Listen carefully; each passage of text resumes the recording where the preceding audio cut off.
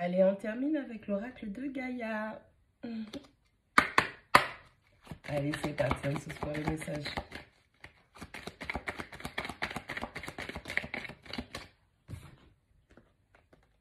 Allez, avec la numéro 25, on vous parle de libération. On parle de cette clarté d'esprit qui est en train d'arriver. Vous êtes en train de vous libérer, de casser des chaînes, des attachements négatifs qu'il y a dans votre vie. Avec la numéro 22, on vous parle de votre voyage sacré. On vous parle des cycles de la vie, de la famille, des transformations. Allez, des changements à venir au sein de votre famille, votre situation familiale, de votre vie de tous les jours.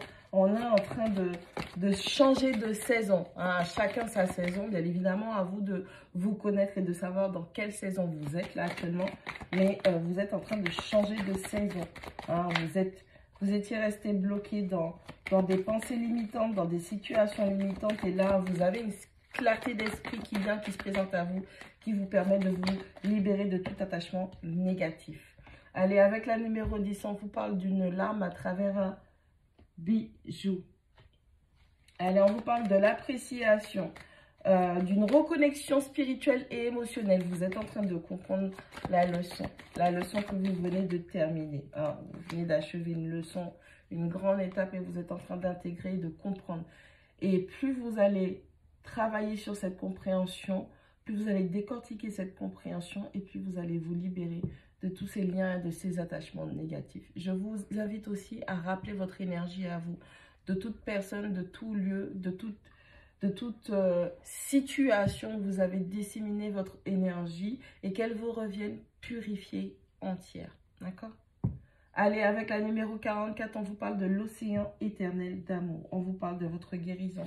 On vous parle de votre créativité, votre fertilité. Allez, vous étiez dans une situation, vous êtes dans un cycle, vous changez de cycle et votre créativité, votre fertilité a pris un coup. Mais maintenant que vous êtes en phase, en saison, en cycle de guérison, on a tout ça qui va redémarrer. Vous allez avoir de nouvelles idées. Vous allez de nouveau être créative. Vous allez pouvoir enfin recommencer l'expression de soi aussi. Allez, avec la numéro 24, on vous parle de l'amour éternel. On vous parle de joie, on vous parle d'harmonie, on vous parle de concrétisation. Vous allez réussir, encore une fois, grâce à toute cette guérison que vous allez accentuer, vous allez réussir à vous équilibrer, à être beaucoup plus joyeux, joyeuse, à trouver l'équilibre dans les situations à venir. Allez, avec la numéro 32, on vous parle de la purification par l'eau. On parle d'un nettoyage émotionnel et d'un rajeunissement. Allez, nettoyage émotionnel, on arrête, encore une fois, de nourrir des émotions négatives du passé qui blessent. On arrête de rester focalisé dessus, on lâche prise. On fait de la place pour accueillir la nouveauté. On se défait de ces énergies négatives. La numéro 28 qui parle du message. Allez, on a un nouveau départ. Encore une fois, toutes ces compréhensions vous permettent, on a beaucoup de libération. Je ne sais pas si vous vous rendez compte, mais on a 3 cartes de libération. Le message vous dit que vous avez des nouvelles positives qui se dirigent vers vous et vous allez pouvoir commencer quelque chose de nouveau. 28, nouveau départ, puisque 2 plus 8, ça fait 1.